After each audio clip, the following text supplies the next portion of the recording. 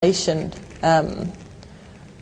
me for working as long as my work is legal within Islam. So, I mean, I like my work, and I find it good. It's, you know, I'm in a place where I can do the things I like, read lots of books and talk to people with lots of theoretical ideas.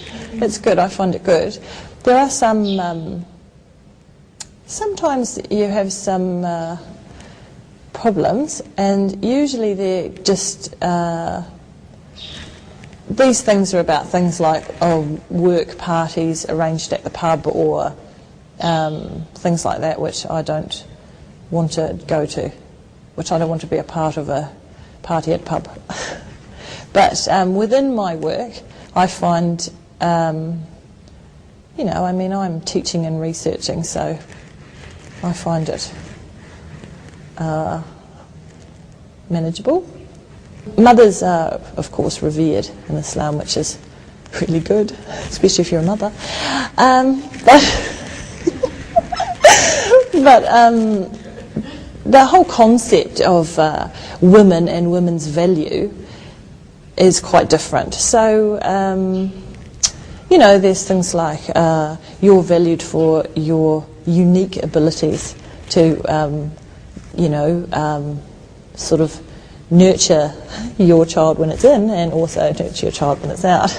So this is really good, and you're, it's sort of seen as the fulfilment of a natural sort of role, and, you know, it's a whole sphere of life that you are recognised and applauded for that's, you know, not recognised or applauded, even by the wider society in the West, where, you know, people think of children as a burden rather than a blessing. Soon after I became a Muslim, well, soon after I got married, actually, of course, I was watching my husband do his prayer, and I thought to myself, oh, this is really funny. You know, if I had have said to my friends at school, you know, those couple of years ago when I was at school, you know, how could you even consider marrying a man who didn't pray? They would have laughed their heads off, you know. Can you imagine that? Oh, how could you marry someone who didn't pray? They think, haha. Yes, and I was watching my husband do his prayer, and of course the Islamic prayer is physical, you know, physical movements, and sort of beautiful. And I thought to myself, oh, it's really great. It's before I became Muslim, I thought to myself, okay, well, I've got a good education, and I've got a good family and a happy life, and it doesn't matter to me if I get married or not, and it doesn't matter to me if I have children or not, and, you know. And then when I became a Muslim, I thought, oh, you know, being married is an important consideration if you're a Muslim, and I did marry, and then I had children. And it's, I've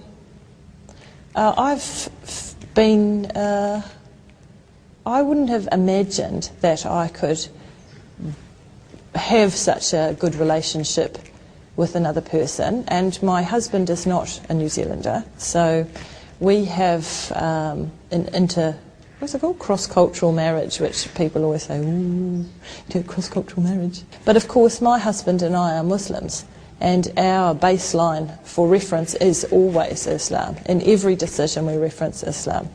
And so we have a huge common ground that transcends all other considerations in our marriage. And both of us will submit to the Islamic rule, whatever it is, even however much we might personally find it a little uncomfortable. But I find I couldn't ask for a better husband, and although I'm, you know, alhamdulillah, I'm very grateful for my husband, I think that a large part of why he's such a good husband is because he's a Muslim. It's not just that he's got a nice family or he is a nice guy. He is these things. He has got a good family, but his baseline is Islam, and Islam is good.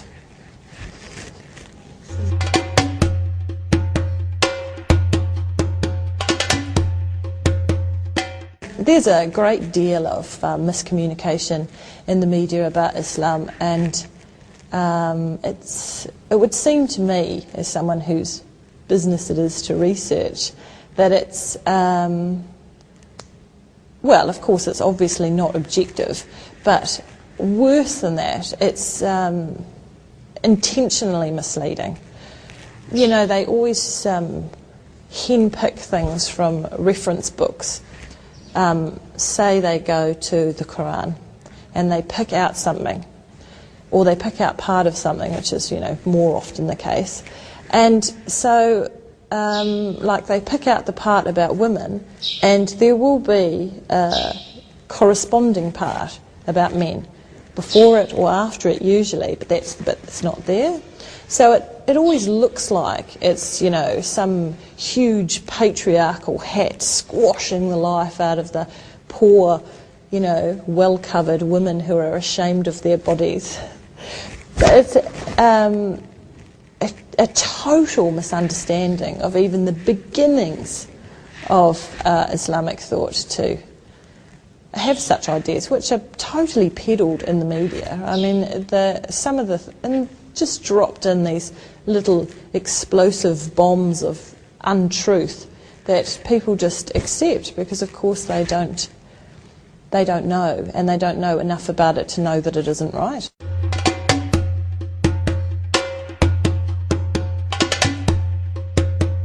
The espoused doctrine of New Zealand, you know, where everyone's free. Yes, it's free. You can do what you want, dress what you want, you know, do what you want, wear what you want, look how you want. You can, you know, dye your hair purple if you want. That's totally fine. So my consideration is, why can't I wear my scarf? Why can't I wander about wearing my big dress and my scarf as I want to without being harassed or, you know, what's so weird about that?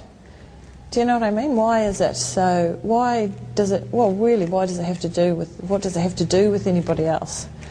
But further than that, the ideology, you know, the whole ideology of the participatory democracy is that I am free to, you know, do what I want, look like how I want. I'm not breaking the law. I'm not doing anything scary, or I'm just walking around doing my shopping, minding my own business. So what's the problem with that? Why is that why is that anything really? Islam is a complete entity by itself. It's neither moderate nor extreme. It is a way of life. But Islam is the perfect system, followed by many people, maybe all of whom are imperfect. So some people are extreme. As in any group, some people are extreme. There are some, also, of course, again, yes, that's right. I'm totally reflecting my own background because, I have a problem with the words. What does it mean, extreme? Extreme by whose measure? What is an Islamic extremist? What does that mean? I mean, like, if say you're an extremist, somebody goes, oh, he's such an extremist, he did the coast to coast. You think, yeah, that's really extreme. If you are a triathlete, you might not think that's extreme. So the definitions of things too. What is moderate Islam? Does that mean that you do your 5 prayers but you are not as adherent to some other rules? I mean, who's defining the terms? So this is, I have problems with the terms, especially terms that are used in media contexts, because they're so loaded. I mean, what does that mean? What does that mean? Islam is neither moderate nor extreme. Islam is a complete system. Your job is to submit to the will of Allah and learn your deen. You go through and you learn your deen. The better you know it, the better you perform it, the better you are to your community and all others. رب العالمين بسم الله الرحمن الرحيم الحمد لله رب العالمين